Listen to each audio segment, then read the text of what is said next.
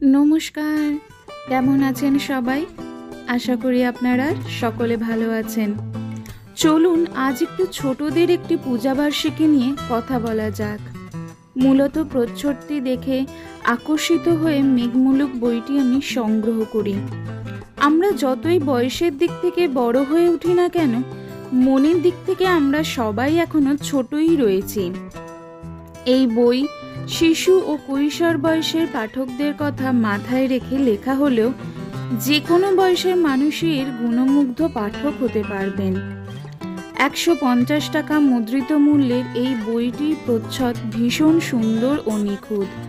প্রচ্ছদটি যার ভাবনা ও যিনি এঁকেছেন উভয়ের প্রতি আমার অনেক শুভেচ্ছা রইল। ইতিহাসতলা, কাব্যছড়াগঞ্জ, রকমারি নগর, গল্পগ্রাম এইভাবে সূচিপত্রে বিভাগগুলি লেখাতে সূচিপত্রটিতে অভিনবত্ব এসেছে। মোট 15টি বিভাগে এবারের বইটির সূচিপত্র ঢেলে সাজানো হয়েছে। গল্প কবিতার পাশাপাশি বইটিতে আঁকা, পুরাণ, ইতিহাস, ভূগোল, স্পেস ও জীবজন্তু ইত্যাদি বিষয়ে অনেক ইনফরমেশন পাওয়া যাবে। প্রতিটি ক্ষেত্রে ইলাস্ট্রেশন পাবেন। বিশেষ করে ইনফরমেটিভ পার্টগুলোতে প্রচুর ইলাস্ট্রেশন আছে, আর পেজগুলো গ্লসি পেপারে হওয়াতে ছোটদের কাছে আরও আকর্ষণীয় হয়ে উঠবে। নর্মাল পেজগুলোর কোয়ালিটিও বেশ ভালো। মোটা পেজ হওয়াতে সহজে ছিঁড়ে যাওয়ার ভয় নেই। যেহেতু ছোটরা দেখবে, পড়বে, ঘাঁটবে, তাই ছিঁড়ে যাওয়ার একটা প্রবণতা থাকে পাতলা পেজ হলে। এখানে গ্লসি ফটোফ্রেমিক পেজগুলো ইউজ করা হয়েছে, ফলে এগুলো ছিঁড়ে যাওয়ার কোনো সম্ভাবনা নেই, বা বলতে পারা যায় যে খুবই কম। বইটির সাইজটাও ঠিকঠাক, যাতে ছোটরা হ্যান্ডেল করতে পারে। 184 পেজের বইটি ছোটদের জন্য সত্যিই রেকমেন্ডেবল, অন্তত আমি তো রেকমেন্ড করবই। এবার আসি বইটির কন্টেন্টে। কোনো বইয়ে শুধু ওপরের চাকচিক্য ভালো হলেই তো আর বই ভালো হয় না, তার কন্টেন্টই আসল, মশলার কাজ করে। আমি ছোট করে প্রতিটি লেখার পাঠ প্রতিক্রিয়া দিয়ে যাচ্ছি। প্রথমেই আসি রতন কুমার দাসের লেখা 250 বছরের জিপিও পড়ে পাঠকরা কলকাতার ডাক ব্যবস্থা ও ডাকঘর সম্বন্ধে জানতে পারবে। এর গল্পে একজন বাঙালি কিভাবে বাঁশ থেকে পোলো খেলার বল তৈরি করছেন তা জানতে পারবে পাঠকরা। বাচ্চাদের ভূতের গল্পের প্রতি লোভ চিরকালই বেশি, তাদের জন্য শাশ্বতী মুন্সী লিখেছেন হাতছানি। বাবু তার প্রথম রেডিওয়ে গান করার অভিজ্ঞতা শোনান। সেই চমকে ভরা কাহিনী হলো রেডিও বাড়ির গান। পুজো মানেই ঢাকের আওয়াজ, তবে ঢাকিদের কথা কেউ জানি না সেভাবে। এই গল্প তারই একটু আভাস দেবে।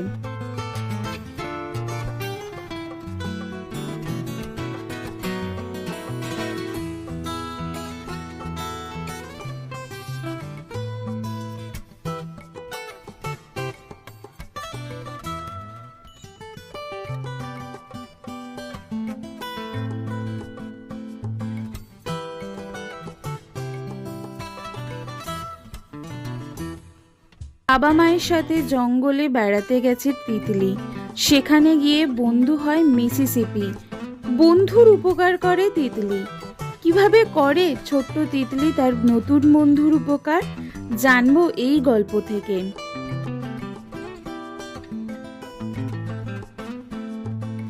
বন্ধুর বাড়ি গৃহপ্রবেশে গিয়ে পলিসিকুড়োর খপ্পরে পড়লেন জটাধর বাবু। সৌমেন পালের লেখা এই গল্পটি আমার মনে হয়েছে যেন বড়দের জন্য, কারণ পলিসি কি এটাই যদি না বুঝতে পারে, আমার মনে হয় তাহলে গল্পটা ছোটরা ধরতে পারবে না বা বুঝতে পারবে না।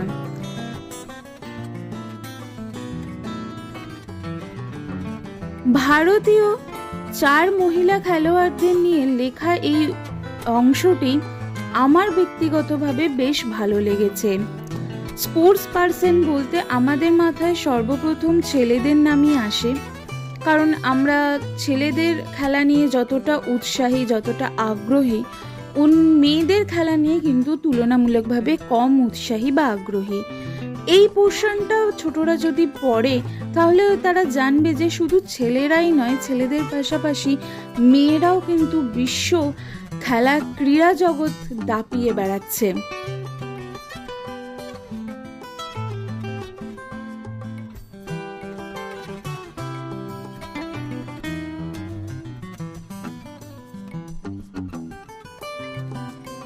স্পেস জঞ্জাল কতটা ভয়ঙ্কর হতে পারে তা আপনাদের জানাবে এই লেখাটি।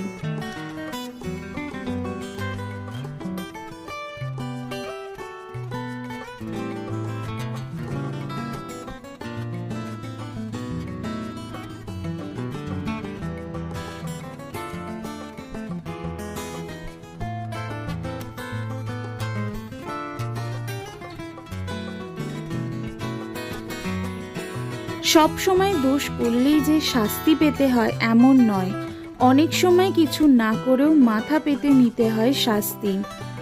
এই গল্প এই কথাটাই প্রমাণ করবে। সারা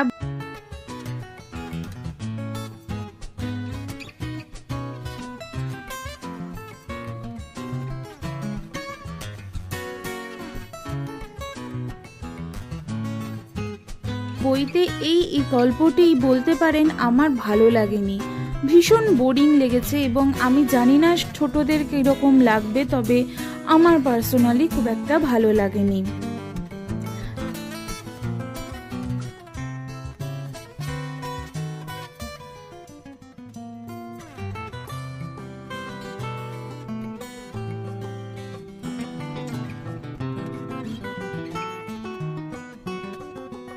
শীতের ছুটিতে মাস্তুতো পিস্তুতো ভাই বোনেরা মিলে ছোট মামার সাথে অ্যাডভেঞ্চারে যাওয়ার গল্প এটি।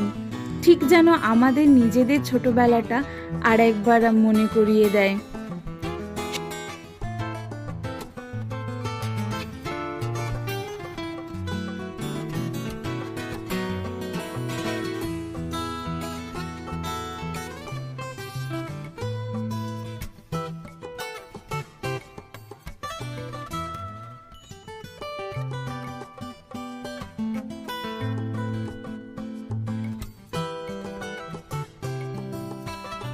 সুন্দরবন জঙ্গলে কিভাবে মানুষ কাজ করে তার গল্প বলে এই গল্পটি।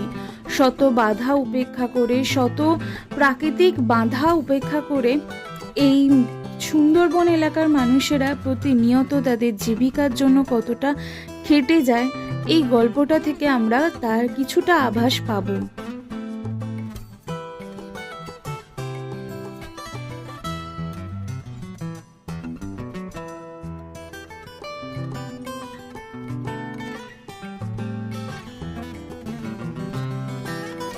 সই ব্যক্তির ব্যক্তিত্বের প্রতীক, এই সম্বন্ধে জানতে পারা যাবে এই অংশটি পড়লে।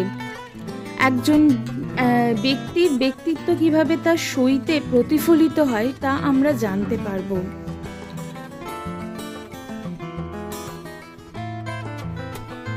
উনিশশো 1931 সালের 14 ডিসেম্বর শান্তি ঘোষ ও সুনীতি চৌধুরী কুমিল্লা জেলার ব্রিটিশ ম্যাজিস্ট্রেটকে গুলি করে হত্যা করে।